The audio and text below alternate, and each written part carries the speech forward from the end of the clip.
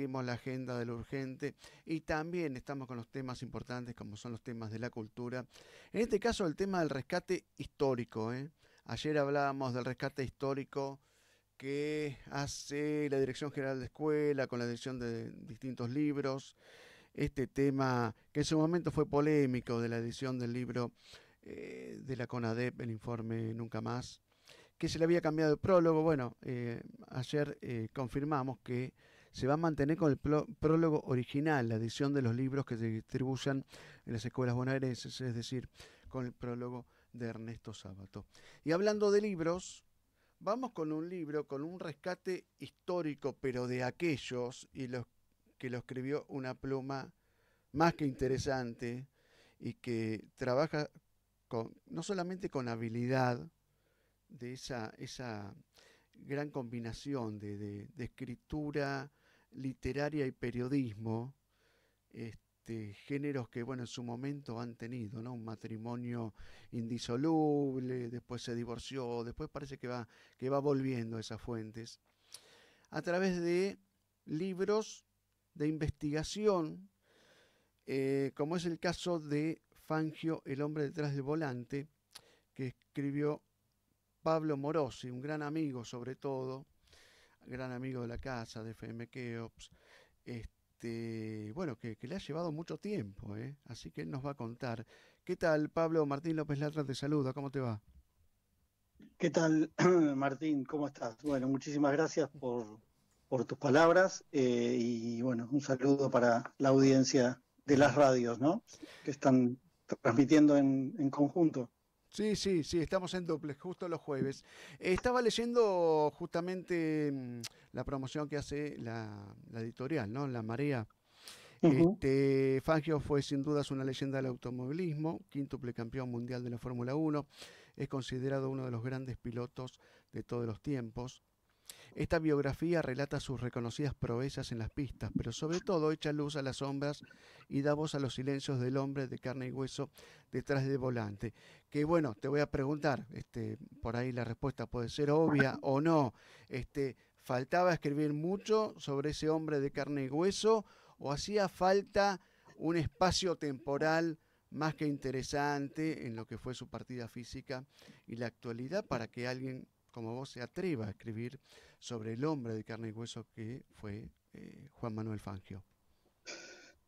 Bueno, a ver, vamos por partes porque la respuesta es, digamos, puede tomar distintas vertientes. Ujú. Por un lado, todo lo escrito sobre Fangio hasta el momento estaba muy concentrado, excesivamente concentrado en lo que es su trayectoria deportiva, obviamente, y además con la particularidad de que quienes abordaron esos ensayos biográficos, incluso hay uno autobiográfico o de memorias del propio Fangio, escrito en el 86, Mm. junto a un periodista ya fallecido también, Roberto Caroso.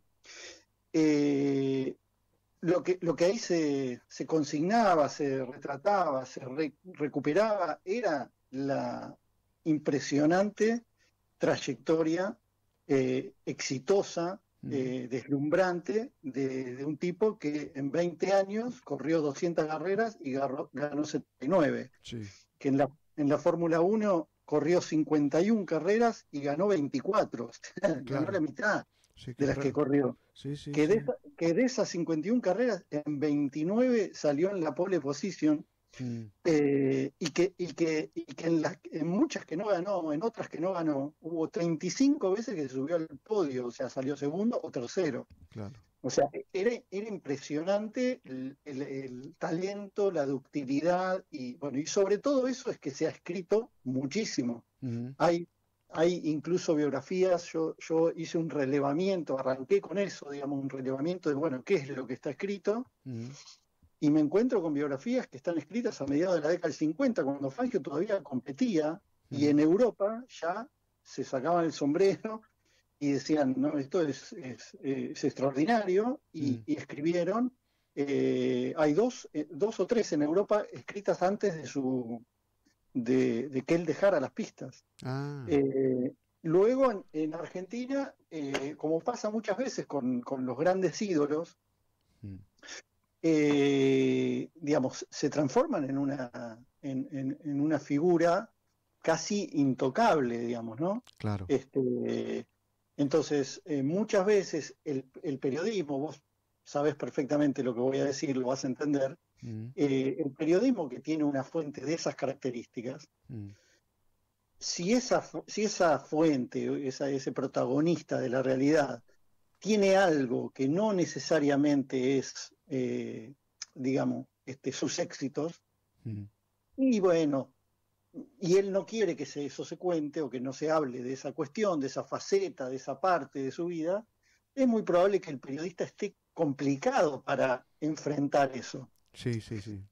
Y por tanto, no había en Argentina, sino también libros que volvían a consignar toda esta gran trayectoria, con una particularidad también que a mí me interesa remarcar, que es esta. Bueno, el propio Museo del Automovilismo que lleva su nombre, que fue fundado por él mismo en Mm, vida, en Balcarce, en Balcarce. ha escrito, digamos, ya ha republicado sus memorias y ha escrito varios libros. Mm, eh, pero tienen esta particularidad, y lo mismo con los otros, ¿eh? La ajá. vida de Fangio, la vida, o sea, esa parte de la vida en donde me cuentan que su padre vino de Italia a los 7 años, que nació en Balcarce, que fue a tal escuela, que dejó en la primaria, digamos, después no siguió estudiando.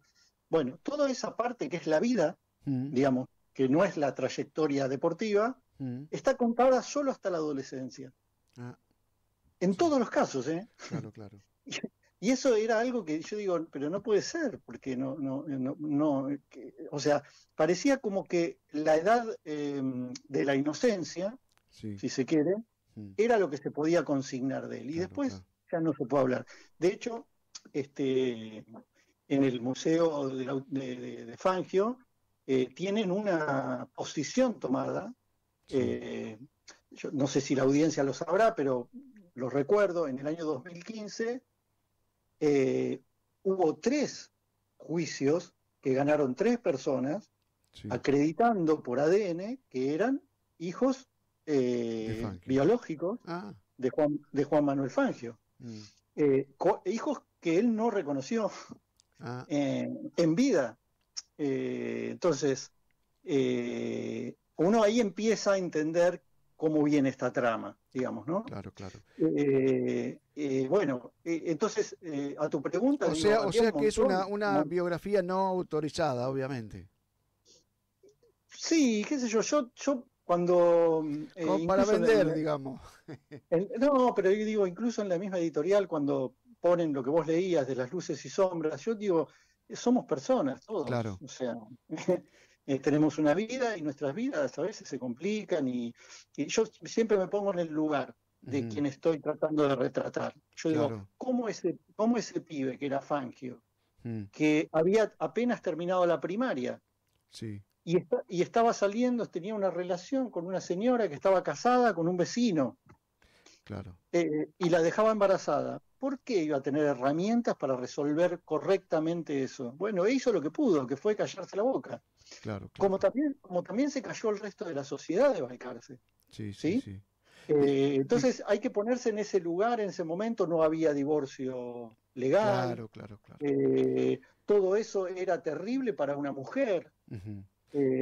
lo que se iba a decir de esa mujer, digamos, los No, de la juicios, mujer, las familias afectadas, no todo. le convenía a nadie, no le convenía a Balcarce, nadie. digamos, Balcarce no es pueblo chico, es un Ujú. pueblo mediano, pero le cabe el dicho pueblo chico, infierno grande, ¿no? Que por ahí se Sí. entera y todo.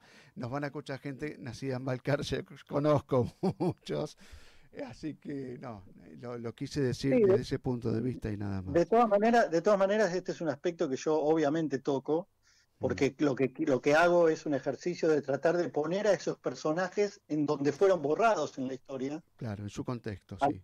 a la hora de contar un trayecto cronológicamente, Mm, pero tampoco es el centro, a mí no me interesa eso específicamente, digamos, eso es ujú, algo, o sea, el punto central o lo que explica el libro es esto. mm, La verdadera dimensión de un ídolo o de un tipo que llega a los lugares esos, no está dada solo por sus triunfos, Claro. sino que también hay que ver qué le pasó en el camino, de dónde salió, qué obstáculos tuvo. Eso es la vida de la persona.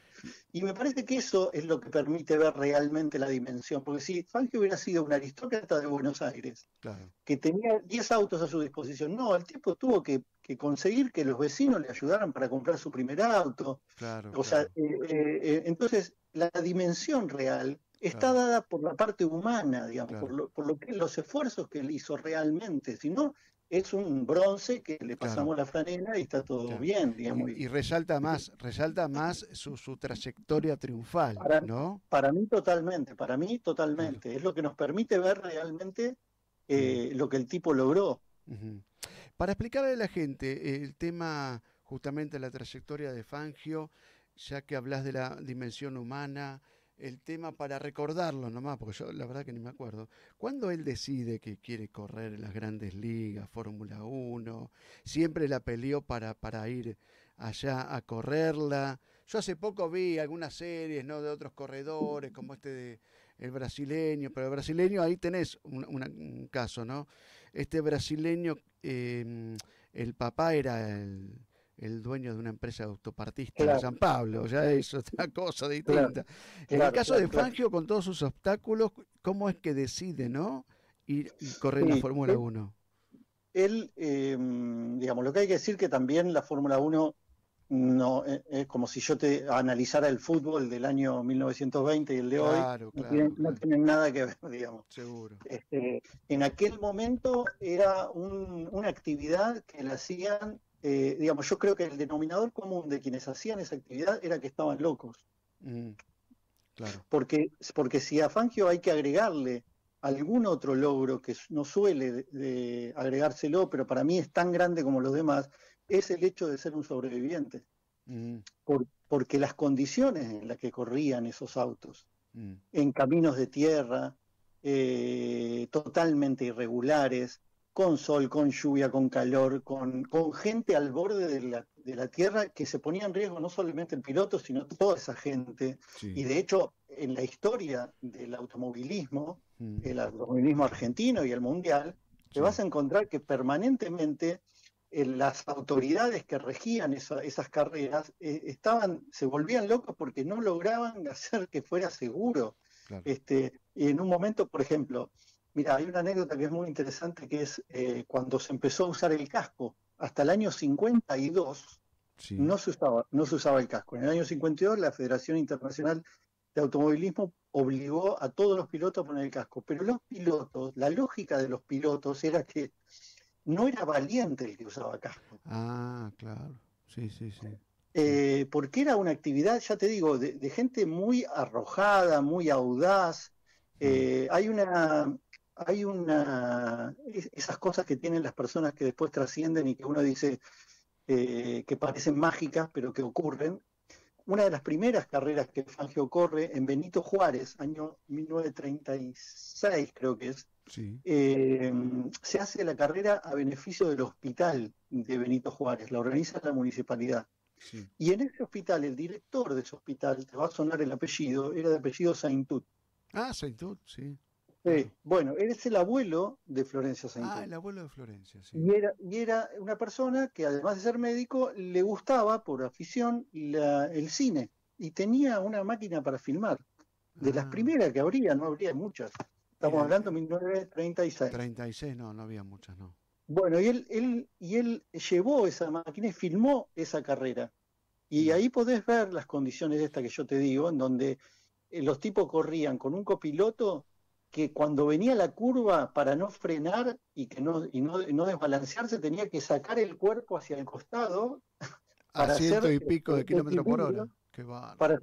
para hacer equilibrio y que el auto no se diera vuelta en dos ruedas. Claro, claro. Sí, sí, sí, Entonces, sí. entonces digo, hay que tener una pasión muy grande La pasión, como sí. como la que tenían. Y Claro. Fangio arranca así, arranca en esas carreras zonales, armándose autos, pone un taller mecánico en su casa, Mm, siendo muy jovencito, hasta que en un momento se le ve en condiciones y en el pueblo se hace una colecta y logra comprar un auto y empieza a correr lo que era el turismo carretera. Claro, claro. El turismo carretera empieza en el año 37 en Sí, Argentina.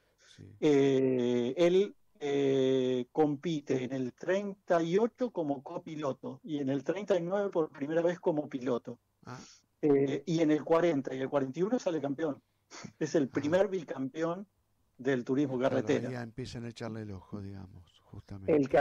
que había salido campeón en el 39 era quien fue toda la vida su archirrival, que era Oscar Gálvez, Oscar Galvez, claro, obviamente, que sí, sí. corría con Ford y él corrió con Chevrolet y ahí Claro, también, digamos, armó parte de esa historia del automovilismo y de las pasiones. La rivalidad entre Ford y Chevrolet nace cuando Fangio entra con un Chevrolet y logra ganar por primera vez una carrera de turismo carretera. claro. De ahí viene la rivalidad, entonces, Galvez Y ahí, Fangio y y Ford ahí, Chevrolet. Qué y ahí, bárbaro. y ahí arranca, bueno, ahí ya él empieza a ser conocido, empieza a salir en las revistas. Creo que es en el año 37 que viene a correr una carrera a La Plata, Mm. y yo me reía porque mirando los diarios de la época no le acertaron ni una sola vez que lo nombraron, le cambiaban las letras, era Fargio, Ah, Fargia, qué o sea, no bárbaro. lo conocían. Sí, sí, sí, sí. Este, Qué que, bueno, muy bueno. que vino en el auto que corrió, vino andando en el auto, Ah, qué bárbaro, desde Balcarce. qué bárbaro. Eh, No, la verdad que y después impresionante. se le rompió y lo tuvo que arreglar para poder volverse. Claro, claro. Bueno, A y mí me después, intrigan muchas cosas. Sí, contame, contame, contame. no, a lo que iba a tu pregunta de cuando llega el peronismo al Mm, poder, cuando sí, llega Juan Domingo Perón al poder, él, Perón, un tipo aficionado a todos los deportes, le gustaban todos los deportes, pero especialmente le gustaba el automovilismo, eh, y impulsa todo lo que es lo que se llamaba las temporadas argentinas. ¿Qué eran las temporadas argentinas? Organizar carreras internacionales donde vinieran los pilotos que estaban en Europa, mm, todavía no existía la Fórmula 1, eh, y que corrieran con los pilotos locales. Obviamente los pilotos que venían de Europa venían con las máquinas de último momento, porque acá no se fabricaban autos de carrera. claro. eh, y les ganaban caminando. Hay anécdotas entre ellos, de los italianos que venían en la noche anterior a la carrera decían, ¿qué querés ganar vos? ¿Querés ganar vos? O sea, Ah, porque no tenían máquinas. Pero claro. bueno, así todo, con autos atados con alambre, Mm, armados en talleres, hubo un grupo de pilotos que empezó a destacarse y que empezó a hacer un poco de fuerza. Y ahí lo convencieron a Perón. Perón fue un gran aliado de esos pilotos emergentes, entre los que estaba Fangio. Lo convencieron de que armara digamos, una comitiva que pudiera ir a correr a Europa. claro. Eh, Así que, Perón lo que creía era que todo eso iba a traer aparejado atrás el desarrollo de la industria automotriz en Argentina. Tenía un país de grandes llanuras, en donde tenía todo por hacer, digamos, tenía que hacer la infraestructura vial y arriba de la infraestructura vial tenían que andar autos y entonces tenía que venderse autos y bueno, claro, esa era la lógica le interesaba a Perón, digamos, claro, ¿no? seguro. Pero con eso se beneficiaron gente como Fangio, que logró que la primera vez que fueron el gobierno alquiló unas Maserati Mm, y ya el año siguiente, como le fue muy bien, compró el gobierno una Ferrari, dos Ferraris compró, mm. y con eso empezó a correr hasta que también en Europa vieron que tenía muy buenas condiciones y lo contrató Alfa Romeo, que fue con la marca que gana su primer Ah, campeonato del mundo en el año 51. perfecto. Después explotó con Mercedes-Benz, ¿no? Después con Mercedes-Benz ganó dos veces, sí, sí. Claro, claro, por eso. Pablo, nos podríamos quedar conversando muchísimo tiempo más, pero nos quedamos sin tiempo, lamentablemente. ¿Dónde se consigue este libro? El Mira, hombre detrás del volante. te voy a dar la primicia. El libro va a empezar a llegar a librerías en agosto Mm, y yo acabo de acordar la presentación en La Plata del libro junto a Hugo Alconadamón, que me va a acompañar. ah, Vamos muy a hacer una bien. especie de charla en el planetario Mm, del Bosque, que fue el sí, lugar donde corrió Fangio cuando corrió acá en La Plata, en el Bosque. Mm, y porque además Fangio es una estrella, ¿no? claro, claro. Eh, Eso es muy cerca de eh, la cancha de gimnasia, con lo cual a Hugo lo tuviste que también convencer mucho para que vaya, ¿no? Vos que exactamente. sos Así que tripero. el día miércoles 20 de agosto Sí. a las 18 horas vamos a estar ahí Ujú. presentando el libro en La Plata. Perfecto, Pablo, te mandamos un abrazo y felicitaciones por este nuevo libro. Muchas gracias.